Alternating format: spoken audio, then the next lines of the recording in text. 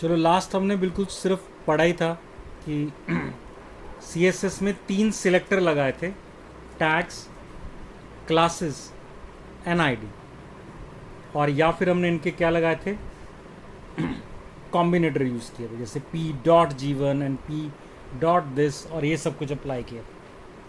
चलो अब CSS के कुछ एडवांटेजेस देखते हैं क्या क्या कि जो हमारे HTML एट्रीब्यूट्स में नहीं थे, प्लस कॉमनली यूज एट्रीब्यूट्स हैं उनको हम यूज़ करेंगे इस बार। जैसे लास्ट टाइम हमने बॉडी के ऊपर एक बैकग्राउंड पे एक पिक्चर लगाई थी, तो लेट्स से कोई पिक्चर ले लेते हैं, गुड वाइब्स होंगे, ठीक है। ये एक पिक्चर है, बॉडी के बैकग्राउंड के ऊपर लगाई थी, तो हमने यूज़ किया था बैकग्राउंड URL, और यहाँ हमने क्या दी थी, फोटोग्राफ डिफाइन कर दी। URL नहीं भी था तो हमने बैकग्राउंड वी दे दे $/images/ नॉट डबल डॉट, ठीक है, images/ और आपकी फाइल का नाम image.jpg। फिलहाल इससे बैकग्राउंड के ऊपर एक पिक्चर आएगी, तो जस्ट सी पिक्चर हमारे पास आ रही है कि नहीं आ रही है। और मैंने कहा था अगर पिक्चर छोटी होती है तो टाइल्ड मोड में जाती है, देखो पिक्चर टाइल्ड मोड में आ रही है, and there is no option कि इसे टाइल्ड मोड से कुछ और चेंज कर सकते हैं। फिलहाल मैंने बॉडी के बैकग्राउंड पर एक पिक्चर लगाई है, पिक्चर छोटी है तो बट ऑब्वियसली जब आप इसे व्यू करोगे तो किस मोड में जाएगी, टाइल्ड मोड में जाएगी। पिक्चर छोटी थी, टाइल्ड मोड में गई। ना HTML में बॉडी के जो एट्रीब्यूट था आपने कॉल्ड बैकग्राउंड पढ़ा, इसमें सिर्फ एक ही ऑप्शन है, इमेज लगा सकते हैं। इमेज बड़ी होगी तो जितनी स्क्रीन पर आ सकेगी उतनी देख पाओगे, बाकी नहीं देख पाओगे। पिक्चर छोटी होगी तो किस मोड में जाएगी, टाइल्ड मोड में जाएगी। अब कोई और प्रोविज़न HTML टैग एट्रीब्यूट्स में नहीं था। ना लेट्स से अब मैं यही इमेज किससे लगा रहा हूँ, CSS से लगा रहा हूँ। सो बॉडी का बैकग्राउंड टैग हटा दिए, और जो मैं इमेज अप्लाई करने जा रहा हूँ फिलहाल ब्लैंक है। मैं इमेज जो अप्लाई करने जा रहा हूँ वो स्टाइल से कर रहा हूँ, CSS से कर रहा हूँ। तो CSS में हमारा काम पहले सिलेक्टर है, तो किस टैग को सिलेक्ट करना है, बॉडी टैग को सिलेक्ट करना है। बॉडी का क्या देना है, एट्रीब्यूट है, आपने पढ़ा है कॉल्ड बैकग्राउंड। वैसे हमारे पास क्या होता है, बैकग्राउंड इमेज भी है, बैकग्राउंड -इमेज। इससे पहले हमने एक और भी पढ़ा था, background -what colour, background image. इसका मतलब है कि मुझे एक इमेज डिफाइन करनी है, बट यहाँ इमेजेस डायरेक्ट पाथ ना देकर हम क्या देंगे, URL एक फंक्शन है जिससे हम अपने रिसोर्स लोकेटर का पाथ डिफाइन करेंगे। लाइक पाथ वही है, $/ लिख रहा हूँ इस बारी, बट आएगा नहीं आएगा। फिलहाल CSS फाइल भी कहाँ लिखी है हमने, इंटरनल लिख रहे हैं, इंटरनल CSS ही राइट कर रहे हैं। इंटरनल CSS का मतलब होगा कि फाइल की करंट लोकेशन फिर से कौन है, HTML ही। तो जो पाथ होगा विद रिस्पेक्ट अगर देखा जाए तो क्या आएगा, it is images/ jpj.what image.jpg। हमने पिक्चर लगा दी। जैसे हमने बॉडी के एट्रीब्यूट यूज किए थे वैसे ही हमने बॉडी को टैग में सिलेक्ट करके हमने अपना एक एट्रीब्यूट लगाया बैकग्राउंड इमेज, और वो इमेज अप्लाई कर दी। फिलहाल तो अगर आप आउटपुट देखोगे तो बिल्कुल सेम है, इमेज छोटी थी तो टाइल्ड मोड में अप्लाई होके आ रही, राइट। बट क्या ऑप्शंस है मेरे पास अब यहाँ पर, there is an another attribute called background -what repeat है, कि इमेज मुझे रिपीट करनी है या नहीं करनी। Default it is what repeat है, बाय डिफॉल्ट इसमें ऑप्शन जो डिफाइन है वो कौन सा है, रिपीट का है। तो देखो रिपीट से आउटपुट सेम आ रहा है, कोई फ़र्क नहीं पड़ा रिपीट लगाने के बाद। फ़र्क कहाँ पड़ेगा, इसकी जगह पर अगर मैं ऑप्शन क्या दे रहा हूँ, नो रिपीट है। और नो रिपीट का मतलब इमेज जितनी है एक्चुअल साइज जो उसका है उसके अकॉर्डिंगली इमेज आएगी, ना छोटी होगी ना बड़ी होगी और ना ही टाइल्ड होगी। Now we can see only one image है, जितना एक्चुअल साइज था उसके अकॉर्डिंगली इमेज आ रही है और ख़त्म बस। बाकी जो चल रहा है बैकग्राउंड में वो बैकग्राउंड कलर है, मतलब मैं वहाँ से चेंज भी कर सकता हूँ। तो I can change what, background colour, let's say हमने ग्रे कर दिया, तो जितनी इमेज आएगी आएगी, बाकी के बचे हुए बैकग्राउंड कलर को क्या कर दिया हमने, ग्रे दे दिया। क्लियर है। अब यहाँ पर 4 ऑप्शंस हैं रिपीट के अंदर। पहला आपने पढ़ा रिपीट करना है, जो कि बाय डिफॉल्ट होता है, तो रिपीट कर रहा है। दूसरा आपने पढ़ा नो रिपीट, की इमेज को रिपीट नहीं करना, एक बारी जितना एक्चुअल साइज था उतने में आएगी और ख़त्म। दूसरे दो ऑप्शंस हैं रिपीट हाइफन एक्स, क्या आपको एक्स डायरेक्शन में रिपीट करना है. So it is repeat in what x direction, नीचे नहीं आ रही, दैट इज वाई डायरेक्शन. और आप इसे कह सकते हो रिपीट वाई, वाई में रिपीट करेगा. सो नाउ वी कैन से कि वाई में रिपीट हो रहा है, एक्स में रिपीट नहीं हो रहा. That we can control. ये CSS के अंदर ऑप्शन, ठीक है. हालांकि इन तीनों ऑप्शंस को हम कंबाइन कर सकते हैं. मैं कमेंट कर रहा हूं स्लैश स्टार और क्लोजिंग में क्या दिया हमने, स्टार स्लैश. ये कमेंट हो गया. फिलहाल नॉर्मल वाइट है, पर तीनों को कमेंट करने के लिए, एक साथ अप्लाई करने के लिए एक एट्रीब्यूट है कॉल्ड बैकग्राउंड. सो बैकग्राउंड में तीनों डाल सकता हूं मैं. सीक्वेंस मैटर नहीं करता, मैं इमेज भी दे रहा हूं कि मुझे बैकग्राउंड पे क्या लगानी है, इमेज भी लगानी है. मैं इसका रिपीट भी कंट्रोल कर रहा हूं एंड मैं बचे हुए स्पेस का कलर भी दे रहा हूं. तीनों एक साथ स्पेसिस में दे दिए. सीक्वेंस मैटर नहीं करता क्योंकि तीनों की वैल्यूज का टाइप क्या है, डिफरेंट है. तो उसके अकॉर्डिंगली वो अपने आप अपनी पोजीशन पर लगा देगा. आउटपुट बिल्कुल सेम आ रहा है. एक्स डायरेक्शन में रिपीट हो रहा है, बैकग्राउंड कलर ग्रे है, और इमेज कौन सी आपने लगाई की. तो तीन अलग अलग लगाओ या एक ही किसका यूज कर लो, बैकग्राउंड का यूज करो. तीनों दिए जा सकते हैं. इसका क्लियर है. तो ये डिफरेंसेस थे. तो अब हम CSS और लगाने जाते हैं. सो लेट्स से पहले हम टेक्स्ट के ऊपर इमेजेस CSS लगाते हैं.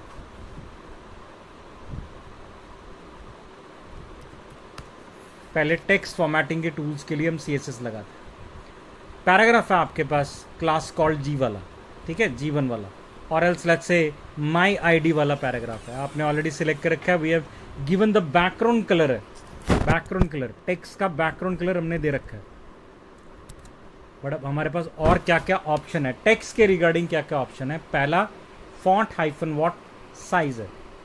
फॉन्ट साइज, तो बहुत सारे फॉन्ट साइजेस डिफाइन है. आप मतलब दे सकते हो यहाँ पर, लाइक से 30 पिक्सल्स का px का फॉन्ट साइज दे दिया.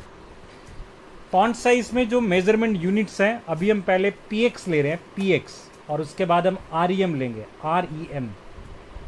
दोनों में फ़र्क सिर्फ इतना है कि जब रिस्पॉन्सिव साइट बनानी होती है तो px कन्वर्ट कंपैरेटिवली कम होता है एज कंपेरेटिव रेजोल्यूशन में हर जगह पर क्या लोगे, rem लोगे, क्योंकि rem का नॉर्मली मतलब पिक्सल्स में कन्वर्ट होता है. बट rem पहले स्क्रीन रेजोल्यूशन के अकॉर्डिंगली अपने आप को पिक्सल्स में कन्वर्ट करता है और फिर वैल्यू प्रोड्यूस करता है. बाद में पढ़ेंगे rem का, ठीक है. फिलहाल पहले हमने क्या पढ़ा, फॉन्ट साइज है. फॉन्ट साइज आपने कुछ भी दे दिया. आपने माई ID का फॉन्ट साइज 30 दिए, 30. अब 30, 31, 32 जितना मर्जी आप देना चाहो दे सकते हो. और इसी को लेकर कुछ स्टैंडर्ड नाम बने हुए हैं which have large, larger, small, smaller, medium, x large, double x large. ये साइजेज ही हैं.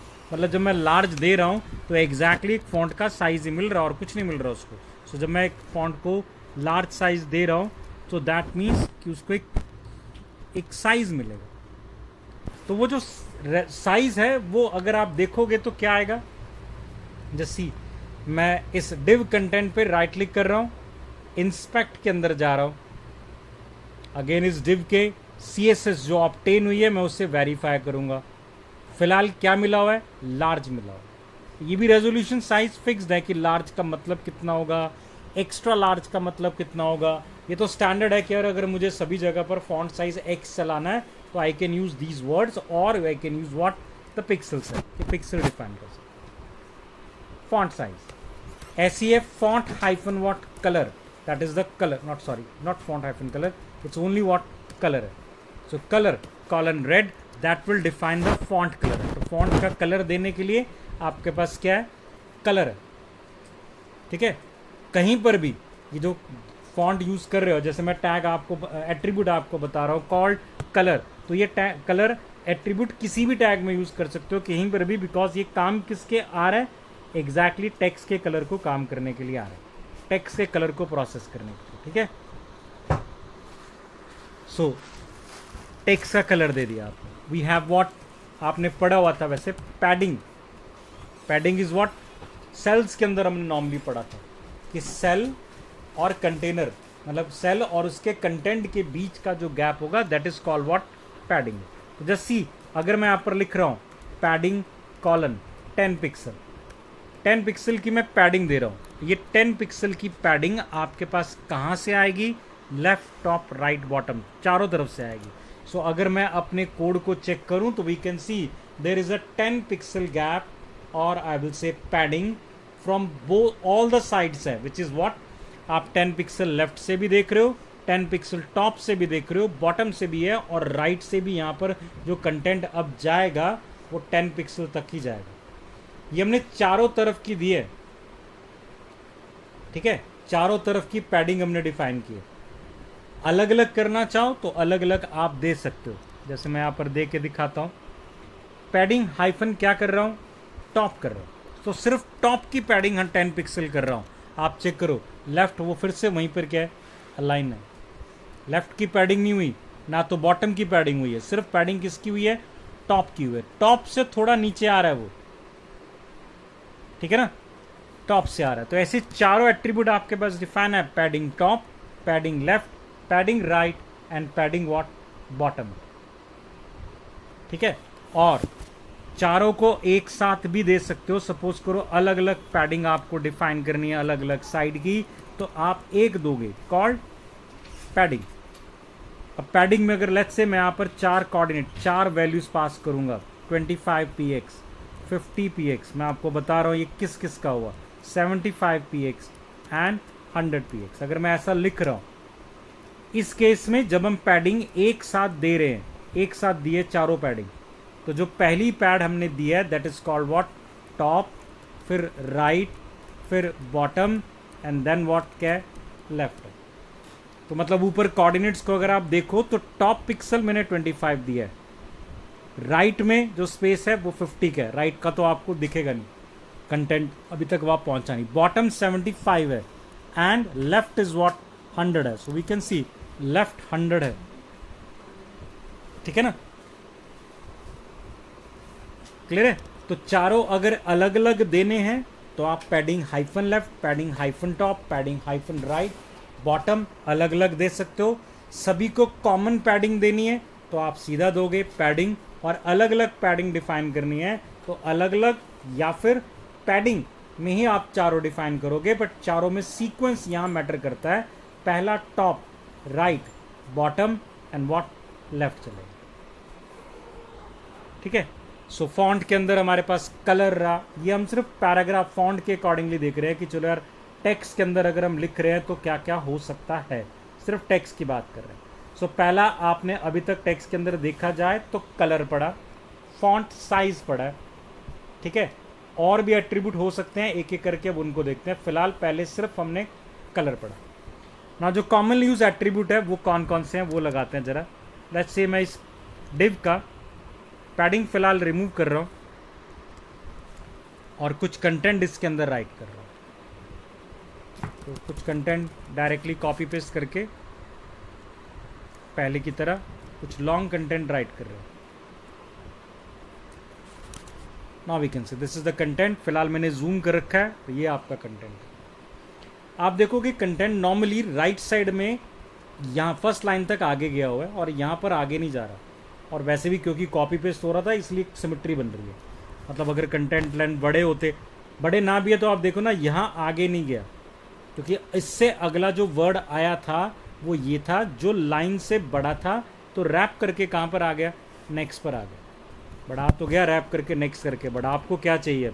आपको अलाइनमेंट चाहिए, क्योंकि टेक्स्ट ऐसे पढ़ना बड़ा मुश्किल होता है, मतलब अच्छा नहीं लगता पढ़ते। सो नॉर्मली हम टेक्स्ट के साथ क्या अप्लाई करके चलते हैं? We have text hyphen what?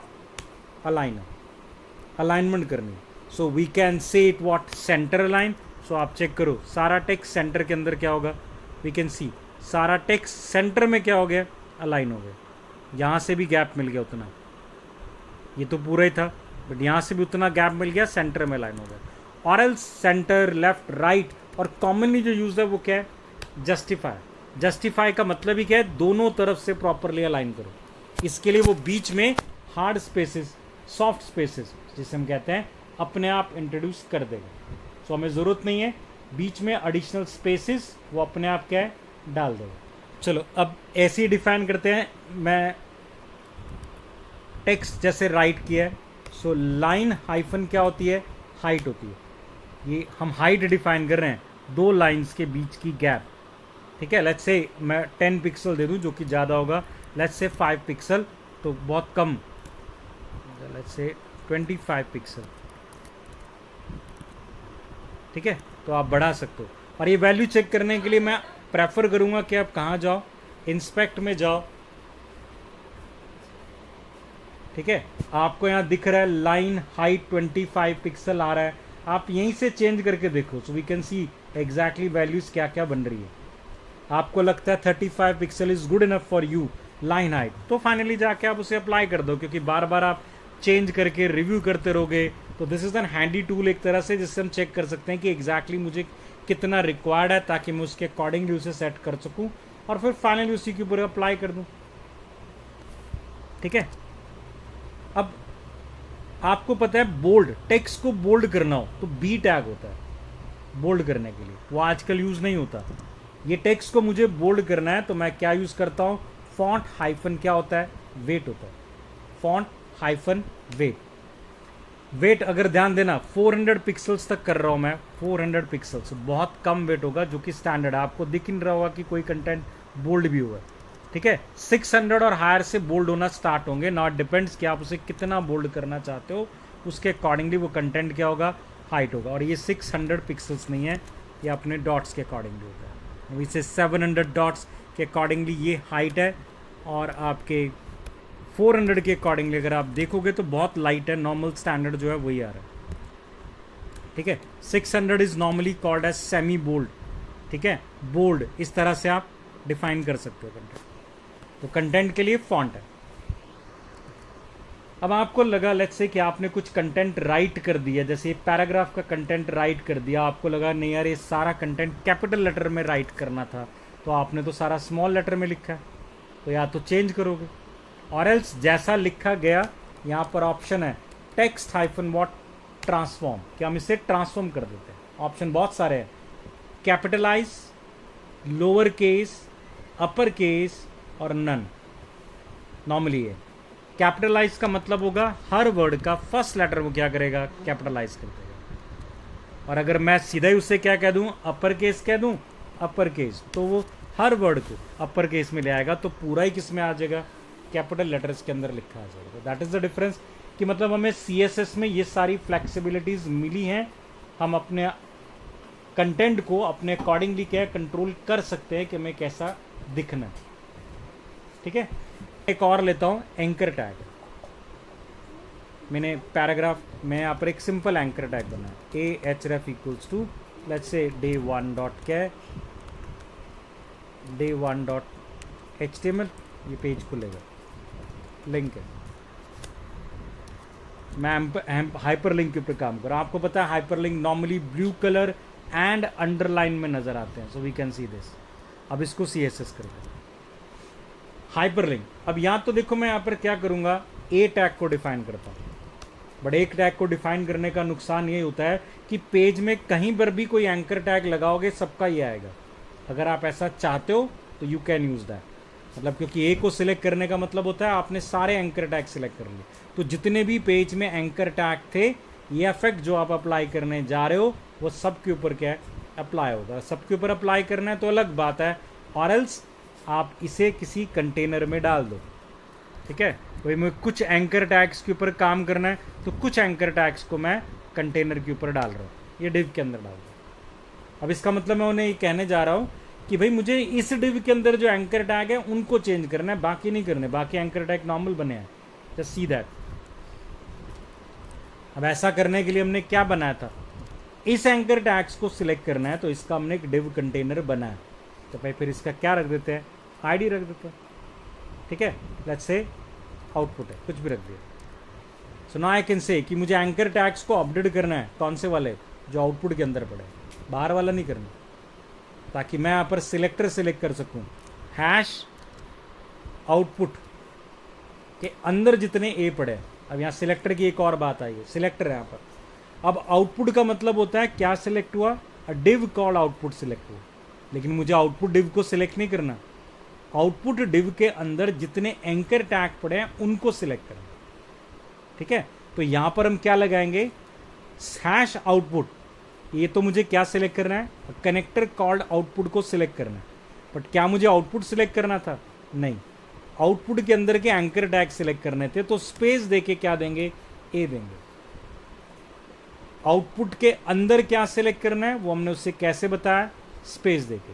तो पहले जब मैं ए लिख रहा था, सिंपल ए लिखा था, तो ये सारे एंकर टैग थे, और अब मैंने लिखा हैश आउटपुट स्पेस है, मतलब कोई टैग जिसका आईडी क्या है आउटपुट, उसके अंदर जो एंकर टैग पड़ा हुआ है अब हमने उसको सिलेक्ट किया। ठीक है, लगाते हैं एक सिलेक्टर तो पता लगे। अब मैं बहुत सिंपल पहले सिलेक्टर लगा रहा हूं, we have text hyphen what decoration, और क्या दे दी, नन दे दी। भाई टेक्स्ट के ऊपर कुछ डेकोरेशन लगी हुई है, डेकोरेशन क्या हो सकती है, बोल्ड, इटैलिक्स, अंडरलाइन, नन कर दो, हटा दो, सारी डेकोरेशन हटा दो। सो आप चेक करो जो हाइपर लिंक था आपका वो क्या आ रहा है, देखो ऊपर वाला किया मैंने चेंज, आउटपुट के अंदर ए सिलेक्ट किए, तो ये वाला मैंने चेंज नहीं किया, ये नॉर्मली आ रहा है। इससे अगर अंडरलाइन होता है ना, वो तो हट ही गया, अगर ये बोल्ड होता या इटैलिक्स होता तो वो भी हट जाता, क्योंकि हमने सीधा क्या दे दिया, टेक्स्ट डेकोरेशन क्या करो, नन कर दो। और थोड़ा डिफरेंट डिफाइन करने के लिए कलर भी क्या कर देते हैं, ब्लैक कर देते हैं। सो कलर व्हाट, ब्लैंक कर दिए, even though it is an hyper link, but अब ये दिख रहा है क्या, एक सिंपल लिंक की तरह, सिंपल टेक्स्ट की तरह दिख रहा है। क्लियर है क्या ना। आप अपने अकॉर्डिंगली कंटेंट को, सिलेक्टर इंपॉर्टेंट है, सिलेक्टर सिलेक्ट करेगा और फिर उसके ऊपर जो आप एक्शन डिफाइन करोगे वो उसके ऊपर होगा, आउटपुट के अंदर ए पर होगा, आउटपुट अंदर वाले ए पर होगा, नॉट इन दिस व्हाट ए, इसके ऊपर नहीं, वो आपके ऊपर है कि अगर मैं आउटपुट ए ना लिख के या सीधा क्या सिलेक्ट कर लेता, ए कर लेता सिलेक्ट, तो फिर ये सारे एंकर टैग के ऊपर होगा, तो सारे हाइपरलिंक्स क्या होंगे, अपडेट होंगे। So it all depends upon your design कि यार आपको किसको सिलेक्ट करना है या फिर सबको चेंज करना है, तो आप अपना सिलेक्टर उस तरह से चूज करो। यहां तक क्लियर हो रहा है।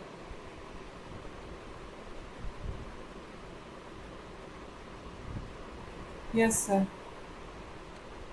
चलो अब इसी सिलेक्टर में एक और एडिशनल चीज ऐड करते हैं। इसी सिलेक्टर में हमने कहा डिव आउटपुट के अंदर जो ए पड़ा है वो लिंक चेंज हुआ, आउटपुट के अंदर जो ए पड़ा है वो लिंक चेंज हुआ। So we can see there is a change, और ये चेंज हुआ, बाहर वाला नहीं हुआ। अभी आउटपुट के अंदर कितना बड़ा, अब आप ध्यान दो जरा पर, मैं इसके अंदर एक और डिव बना रहा हूँ और इस डिव के अंदर भी हाइपरलिंक लगा है।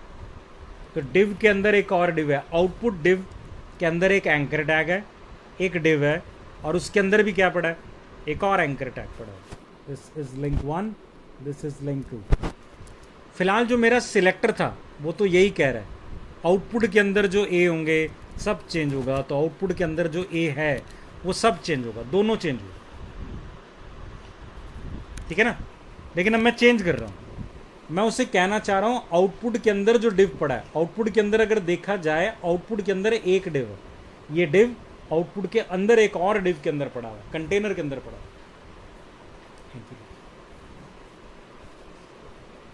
Thank you. ठीक है, आउटपुट एक कंटेनर डिव है, कंटेनर डिव के अंदर आपके पास एक डिव पड़ा हुआ है, मतलब एंकर टैग पड़ा हुआ है। बाकी और भी एंकर टैग्स है, बट वो कहाँ पड़े हैं, और डिव के अंदर पड़े हैं जो आउटपुट के अंदर ही है। मुझे उनको नहीं करना सिलेक्ट, मुझे सिर्फ मेरे चाइल्ड को सिलेक्ट करना है। आउटपुट वाले डिव के अंदर जितने एंकर टैग है जो इसके इमीडिएट क्या है, पेरेंट चाइल्ड है, उसको सिलेक्ट करना है। ये एंकर टैग का अगर देखा जाए तो पेरेंट कौन है, ये डिव है, आउटपुट नहीं है, पड़ा चाहे अंदर है उसी के, बट एग्जैक्टली इमीडिएट पेरेंट कौन है, ये डिव है। ऐसे अगर मैं एक और एंकर टैग डिव के बाहर लगाता हूँ, है आउटपुट के अंदर ही, वो एक पहले था और एक बाद में था, तो ये दोनों इसके पेरेंट चाइल्ड है आउटपुट के, बट ये एंकर टैग इस डिव का चाइल्ड है। तो अब अभी तो फिलहाल 3 एंकर टैग थे, तीनों के तीनों का क्या आ रहा है, डिज़ाइन सेम आ रहा है। बट अगर मैं करना चाहूँ कंट्रोल तो वो मेरे ऊपर है। यहाँ पर ऑप्शन क्या आएगा, स्पेस की जगह पर क्या देंगे, ग्रेटर देन का सिंबल देंगे। ये इंडिकेट कर रहा है कि मेरे जो इमीडिएट डिसेंडेंट्स हैं सिर्फ मैं उनकी बात कर रहा हूँ, इमीडिएट राइट एंसेस्टर, सॉरी तो अगर मैं अब इससे चेक करूं तो लिंक 2 नहीं आया, बाकी दोनों आ गए। मतलब कौन कौन आ गया एग्जैक्टली? ये लिंक 1 एंड दिस लिंक 3, जो हमने यहाँ पर नाम चेंज कर देते हैं लिंक 3। सो लिंक 1 और लिंक 3 वो चेंज हुए हैं because they are the ascendants of what, ancestors of what, output, sorry descendant of, right? Clear है? इस ए का एंसेस्टर कौन है? डिव है। तो इस डिव का चाइल्ड कौन है? एग्जैक्टली ये, इसकी बात नहीं हो रही। तो फिलहाल अब हमारा सिलेक्टर कॉल्ड ग्रेटर देन से हमने कहा कि मुझे मेरे अपने चाइल्ड्स को ही सिलेक्ट करना है। तो जो मेरे इमीडिएट चाइल्ड्स हैं नेस्टेड के ऊपर मैं नहीं जाना चाह रहा। अगर मैं ग्रेटर देन नहीं दे रहा तो मैं सारे नेस्टेड टैग्स के ऊपर जाना चाह रहा हूँ। मैं सारे एंकर टैग्स को सिलेक्ट करना चाह रहा हूँ जो आउटपुट के अंदर पड़े हैं, इररिस्पेक्टिव वो कौन से किसके चाइल्ड थे। क्लियर हुआ? दीज आर व्हाट इंपॉर्टेंट यार आपको ध्यान में रखना है कि सिलेक्टर्स क्या क्या हो सकते हैं, कैसे सिलेक्टर ले सकते हैं। ठीक है, अब जैसे मैं सिलेक्टर का एक और बात एग्जांपल लेता हूँ, माई आईडी, ये हमारा एक पैराग्राफ बना रखा है, हमने पैराग्राफ को कुछ डिज़ाइन भी दे रखा है। तो मैं एक और यहाँ पर पैराग्राफ बना रहा हूँ, एक और डिव डाला मैंने, this is another div. ID तो सेम रख नहीं सकता तो मैंने इसका आईडी क्या रखा है, कुछ भी और रखा है आईडी। दो डिव है पेज के ऊपर, ठीक है, another div and this one, दो डिव है। अब सपोजिंगली मैं क्या चाहता हूँ कि जो माई आईडी को हमने डिज़ाइन दिया ना, डिज़ाइन कलर जो कुछ भी दिया, ये जो एट्रीब्यूट्स मैंने किसको दिए हैं, माई आईडी को दिए हैं। और यही सेम मुझे किसको चाहिए, आईडी को भी चाहिए। अब एक तरीका तो बड़ा आसान है, इसको कॉपी करो, दोबारा पेस्ट कर लेते हैं, इस बार ही इसका नाम क्या रख देते हैं, आईडी रख देते हैं। तो आप चेक करो दोनों का सेम डिज़ाइन आ गया, अनदर डिव एंड डिव दोनों सेम डिज़ाइन में। ठीक है, क्लियर हुआ? बट अगर कल को चेंज करना पड़ा, किसी एक का चेंज करूंगा और मुझे लगता है यार ये तो मैंने इसका कॉपी किया था तो इसको भी जाके चेंज करना पड़ेगा, ठीक है ना? तो हम इसके लिए क्या करते हैं, सिलेक्टर में दोबारा कॉपी नहीं करते, हमारे पास ऑप्शन यहाँ पर डिफाइन है। माई आईडी का ये डिज़ाइन आपने लगाया, फाइन, यही डिज़ाइन आपको किसी और पे भी चाहिए, क्लास आईडी किसी और पे चाहिए, डजेंट मैटर, क्या लगाना है, कॉमा लगाना, with comma we can change. So let's say comma क्या दे दिया, आईडी। तो नाउ आई कैन से कि ये जो कलर कॉम्बिनेशन या ये जो स्टाइल सीएसएस मैंने लगाई है ये किसकी लगी, दो की लगी, पहला माई आईडी की और दूसरा किसकी, क्या है, आईडी। कॉमा से हम क्या डिफाइन करते हैं कि ये डिज़ाइन मुझे मल्टीपल सिलेक्टर्स के ऊपर क्या है, अप्लाई करना। फिलहाल मेरे वो मल्टीपल सिलेक्टर कौन है, माई ID and what, ID, comma. So comma से हमने क्या किया, दो अलग अलग सिलेक्टर्स को सेम क्या दिया, डिज़ाइन दिया, कि आईडी हो या माई आईडी हो, दोनों का सेम डिज़ाइन। क्लियर है? Yes sir. अब चलो यहाँ पर और देखते हैं, अनदर डिव, और जो दूसरा डिव था नीचे हमने लगा रखा था, क्योंकि बाय डिफ़ॉल्ट दोनों के कलर सब कुछ सेम थे, सब बैकग्राउंड सब कुछ सेम था, तो दोनों मर्ज ही हो रहे हैं, ऐसा लग रहा है कि दोनों एक ही पैराग्राफ। तो ऐसा काम करने के लिए हम क्या अप्लाई करेंगे, मार्जिन। मार्जिन दो टैग्स के बीच का गैप है, तो माई आईडी और आईडी के बीच का गैप के लिए हम क्या लगा रहे हैं, मार्जिन लगा रहे हैं। So margin hyphen let's say bottom लगा रहा हूँ और कॉलन 10 पिक्सल दे दिया। So we can say margin bottom है, गैप। हालांकि ये गैप मार्जिन बॉटम लगा है और मैंने दोनों पे लगाया तो नीचे भी आ रहा होगा हल्का सा, ठीक है, बॉटम तो दोनों पे लगा ना, क्योंकि दोनों के ऊपर सेम कंट्रोल लगा रखा है।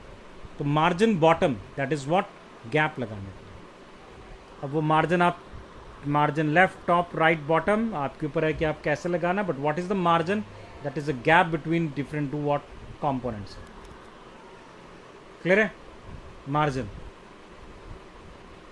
तो ऐसे छोटे छोटे एट्रीब्यूट्स हमें पढ़ने हैं, और सबसे ज़्यादा इंपॉर्टेंट जो हम पढ़ेंगे वो है लेआउट से, क्योंकि ये तो हम सिर्फ पढ़ रहे हैं कि चलो डिज़ाइन किस तरह से करना है, कलर किस तरह से करना है, एट्रीब्यूट किस तरह से डिफाइन करने हैं। अब देखो मैं हल्का सा एट्रीब्यूट बताऊँ, माई आईडी और आईडी आपने लगा रखे हैं, ये लगा रखे हैं, मैं जस्ट सी कि मैं इसके ऊपर क्या लगा रहा हूँ। पहले तो मैंने पैडिंग लगाया, पैडिंग 5 पिक्सल का, so we have a padding gap. Now we have what, border. Border हमारे पास क्या होता है, border again border hyphen colour भी है, अलग अलग भी है। तो मैं लगा रहा हूँ फिलहाल सीधा बॉर्डर, जिसमें डायरेक्ट दे रहा हूँ 1 पिक्सल का सॉलिड कलर का border, let's say with a colour called red आ जाए। सो रेड कलर का I can see a border, border है ना। अब ये बॉर्डर कितने पिक्सल्स का होगा ये आप यहां से डिफाइन करोगे, 2 pixel, that will be hard. Colour कौन सा होगा वो आप यहां से डिफाइन करोगे। और स्टाइल हमारे पास बहुत सारे हैं, we have solid, we have dotted style, we have dash style, बहुत सारे हैं। तो these are what just the style है। सो इफ आई से डॉटेड स्टाइल, ये डॉटेड है, ठीक है, दैट्स जस्ट द बॉर्डर। अब बॉर्डर नहीं भी लगाना तो भी हमारे पास एक और ऑप्शन भी है, मतलब थोड़े से डिज़ाइन करने के लिए मैं आपको दिखा रहा हूँ। Normally we use that border hyphen what radius भी होता है, लेट्स से 10 पिक्सल का। तो आप अपने पैराग्राफ को चेक करना, बॉर्डर हाइफन रेडियस, चारों तरफ का आपने क्या दिया, रेडियस दी। अब वो आपके ऊपर है, border hyphen radius hyphen left right top, आप सारे दे सकते हो कि मुझे आपको कौन सा बॉर्डर रेडियस देना है, ये आप डिफाइन कर सकते हो। देखा ना, टॉप लेफ्ट का रेडियस डिफाइन करना। Now this is top left का रेडियस है, सो द रेडियस जो आया वो टॉप लेफ्ट पर आया, बाकी सभी कॉर्नर्स पे कोई रेडियस नहीं आ रहा। तो that is a kind of a design हो गया ना एक तरह से, क्लियर है। So border hyphen top hyphen left hyphen radius right bottom, ठीक है, इस तरह से रेडियस। और एल्स जैसे मैंने अभी दिया था बॉर्डर रेडियस, चारों तरफ से मुझे क्या रिक्वायर्ड है, रेडियस डिफाइन है, कितने पिक्सल्स में रिक्वायर्ड है, डायरेक्टली जाकर हमने इसे डिफाइन कर दिया।